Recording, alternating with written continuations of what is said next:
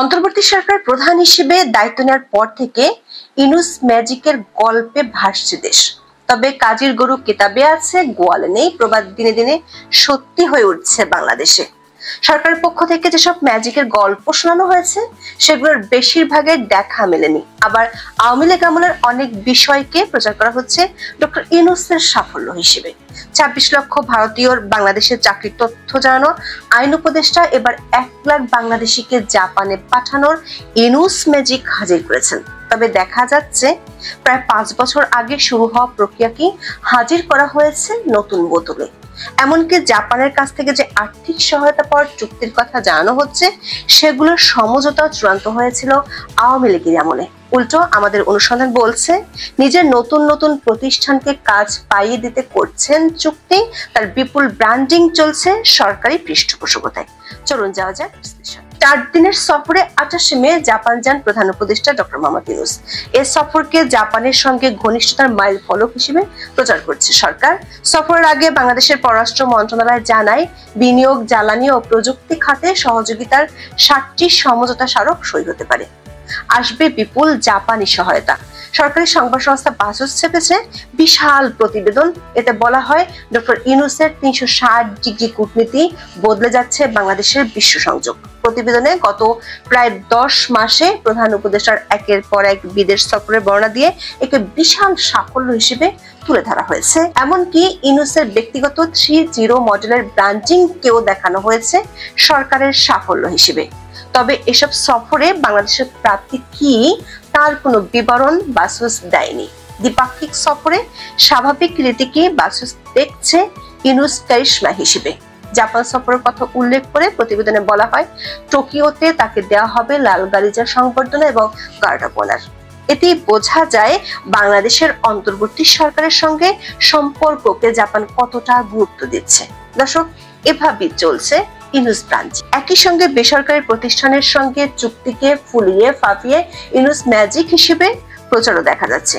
Doctor ইউনূসের Japan সফরে দুটি বড় ইউনূস ম্যাজিকের কথা বলছে তার সরকারের পক্ষ থেকে।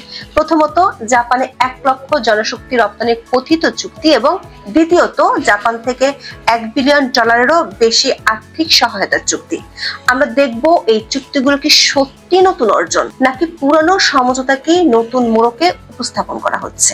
চলুন প্রথমে দেখি জাপানে ১ লক্ষ জনশক্তি রপ্তানির বিষয়টির বাস্তব চিত্র কি। সরকারি তরফের খবর হলো জাপান বাংলাদেশ থেকে ৫ বছরে ১ লাখ শ্রমিক নেবে। আইন উপদেষ্টা আসিফ নজরুল ২৯ মে ফেসবুকে এই সংবাদকে ইউনূস ম্যাজিক হিসেবে শেয়ার করেন। সরকারি সংবাদ সংস্থা বাসস প্রতিবেদনে দুটি সমঝোতা স্মারক সইয়ের কথা জানায়। আপাত দৃষ্টিতে মনে হতে পারে এটি অন্তর্বর্তী সরকারের একটি বিশাল সাফল্য, কিন্তু নানা সূত্র থেকে আমরা যে তথ্য পেয়েছি তাই প্রচারণার বাস্তবতাকে চ্যালেঞ্জ করছে। জাপানে ১ লাখ জনশক্তি পাঠানোর যে আওয়াজ উঠেছে তা আসলে একটি ডক্টর ইউনূসের পুরনো বন্ধুর মালিকানাধীন একটি বেসরকারি কোম্পানির মাধ্যমে বছরে মাত্র ৩,০০০ শ্রমিক পাঠানোর চুক্তি। অর্থাৎ ৫ বছরে মোট ১৫,০০০ শ্রমিক পাঠানোর চেষ্টা করা হবে, ১ লাখ নয়।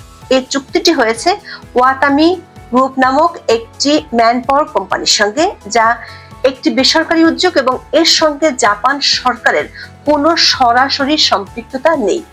ওয়াতামি গ্রুপের চেয়ারম্যান তার ব্যক্তিগত ফেসবুক পোস্টে এই চুক্তির বিস্তারিত লিখেছেন। তিনি উল্লেখ করেছেন যে ডক্টর ইউনূসের সঙ্গে তার প্রায় ১৫ বছরের পরিচয় ও ঘনিষ্ঠতা রয়েছে। তিনি আনন্দিত যে ওয়াতামি গ্রুপ ট্রেনিং সেন্টারের মাধ্যমে বাংলাদেশ থেকে প্রতি বছর ৩,০০০ কর্মী নিতে পারবেন।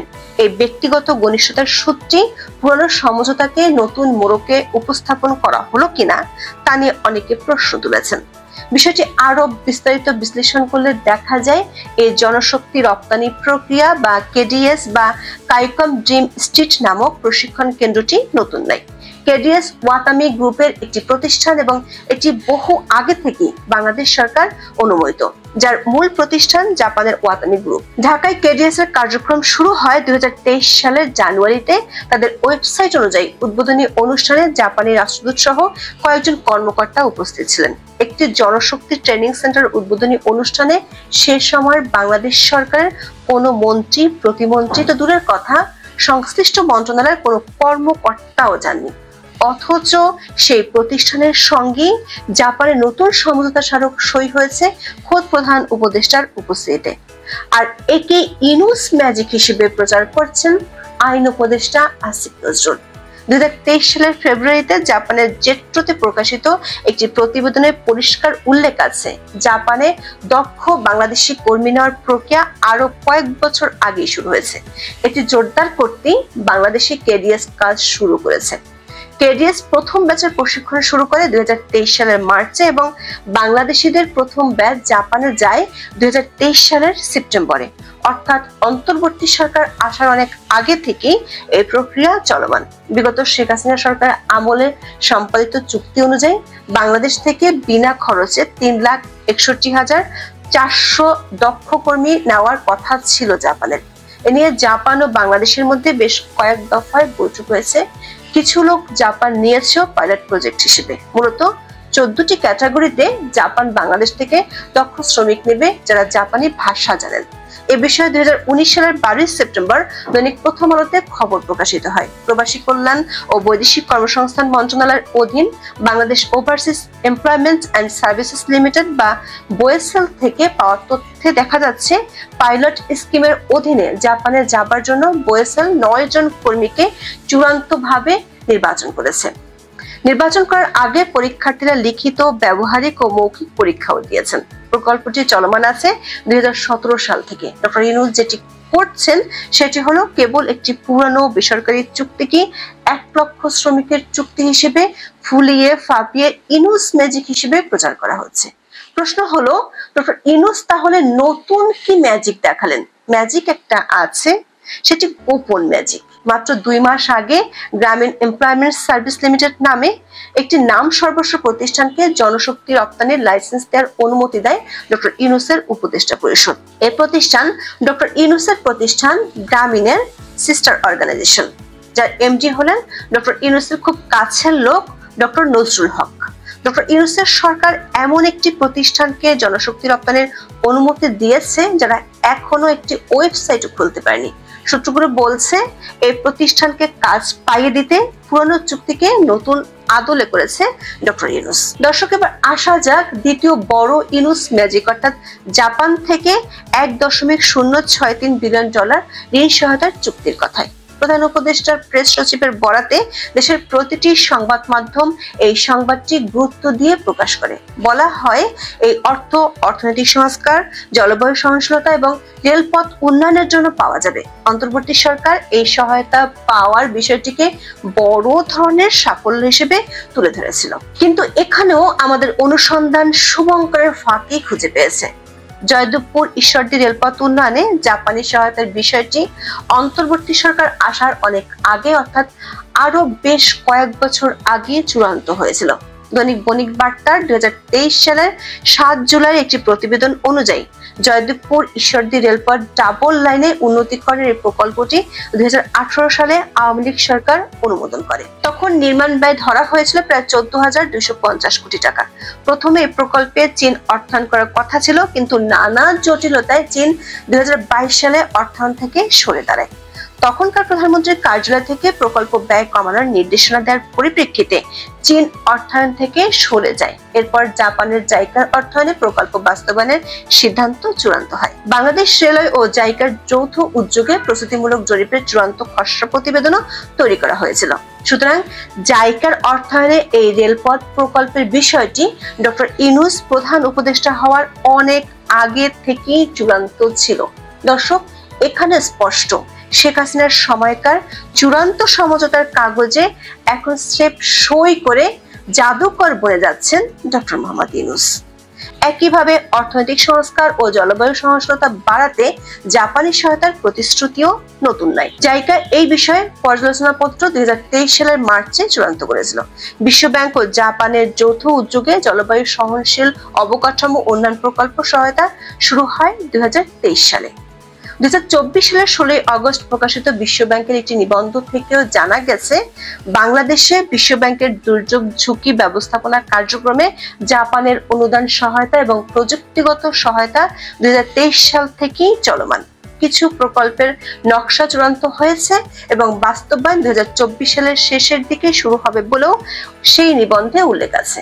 এর মানে হলো ডক্টর ইউনূসের প্রেস উইং দাবি করছে যে বিশাল জাপানি সহায়তার প্রতিশ্রুতি বা চুক্তিগুলোর কথা সেগুলো নতুন কোনো অর্জন নয়, এগুলো সবই আগের সরকারের সময় শুরু হওয়া বা চূড়ান্ত হওয়ার প্রক্রিয়া। দর্শক, জাপানের এই দুটি উদাহরণ আসলে একটি বৃহত্তর প্রচারণার অংশ বলে আমাদের অনুসন্ধান তুলে ধরেছে। অন্তর্বর্তী সরকার এবং এর সমর্থকেরা নিয়মিত বিরতিতে এমন ম্যাজিক আমাদের দেখাচ্ছেন। ক্ষমতা আসার পরপরই যুক্তরাষ্ট্র সফরের সময় ম্যাজিকের গল্পে ভেসে গিয়েছিল দেশ। গল্প গল্পে বইতে শুরু করেছিল ডলারের বন্যা। সরকার ও বিভিন্ন সংবাদ মাধ্যম জানায় সহায়তা দিতে হুমড়ি খেয়ে পড়েছে বিভিন্ন দেশ ও আন্তর্জাতিক সংস্থা। যুক্তরাষ্ট্রের প্রেসিডেন্ট জো বাইডেন, কানাডার প্রধানমন্ত্রী জাস্টিন ট্রুডো, বিশ্বব্যাংক প্রেসিডেন্ট অজয় বাঙ্গা, IMF প্রধান ক্রিস্টালিনা জর্জিয়েভা, চীনের পররাষ্ট্রমন্ত্রী ওয়াং উই সহ বিশ্বের বহু নেতা বাংলাদেশকে সহায়তা দিতে চান। ক্ষমতার 1 মাস পার না হতেই $13.5 বিলিয়ন ঋণ সহায়তার আশ্বাস পাওয়ার কথা জানা গিয়েছিল। তবে সেই সহায়তার দেখা মেলেনি 10 মাসে। উল্টো আওয়ামী লীগের সময় IMF এর কাছ থেকে পাওয়া ঋণের কিস্তি ছাড় করাতেই হিমশিম খাচ্ছে ইউনূস সরকার। ডক্টর ইউনূসের সুইজারল্যান্ড যাত্রার আগে অনেক আশার কথা শোনানো হয়েছিল, কিন্তু সেখান থেকে ফিরে আসার পর দেশটি বাংলাদেশকে অর্থ সহায়তা বন্ধ করে দেয়। 1,80,000 রোহিঙ্গাকে 1 বছরের মধ্যে ফেরত পাঠানোর কথা ছিল, উল্টো এখন প্রতিদিনই আসছে রোহিঙ্গারা। চীন সফরের পর বিনিয়োগের বড় বড় কথা বলা হয়েছিল, বিনিয়োগ সামিটের স্বপ্ন দেখানো হয়েছিল। বাস্তবতা হলো বিদেশি বিনিয়োগ শরণার্থিত কালের সবচেয়ে বেশি কমেছে ডক্টর ইউনূসের আমলে। কাতারের সফরে বলা হলো দেশটি 756 জন সেনা সদস্য নিবে, কিন্তু আমরা জানলাম শেখ হাসিনার আমলে 1129 জনকে নেওয়ার কথা ছিল। গত বছর আগস্টে ভয়াবহ বন্যার সময় 1000 কোটি টাকা আসার কথা শুনিয়েছিল। ভয়াবহ বিমান জটের জন্যই বোধহয় সে টাকা এখনো এসে পৌঁছায়নি।